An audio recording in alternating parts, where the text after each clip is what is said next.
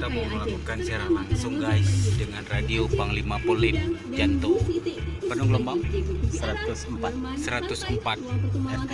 FM. Radio Panglima Polim dengan Cik Boy yang lagi siaran. Ini ada telepon masuk pula lagi dari Nurdin ya.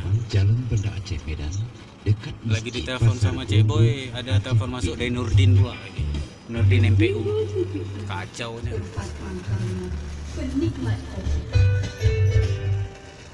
Oke, Sobat Panglima, masih dari kawasan Pancap Sultan Iskandar Muda nomor 5 Kota Janto Aceh Besar, bersama saya yang terus memandu acara musik dan informasi untuk Anda di hari ini 29 Juli 2020 bertepatan dengan 8 Zulhijjah 1441 Hijriah.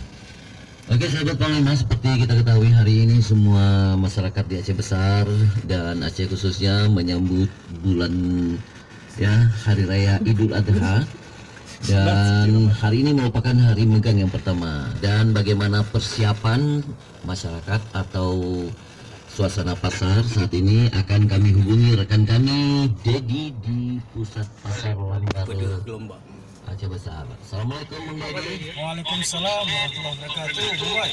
Ya, Bang Dedi. Apa kabar nih? Bagaimana posisi sekarang? Alhamdulillah baik. Ini masih di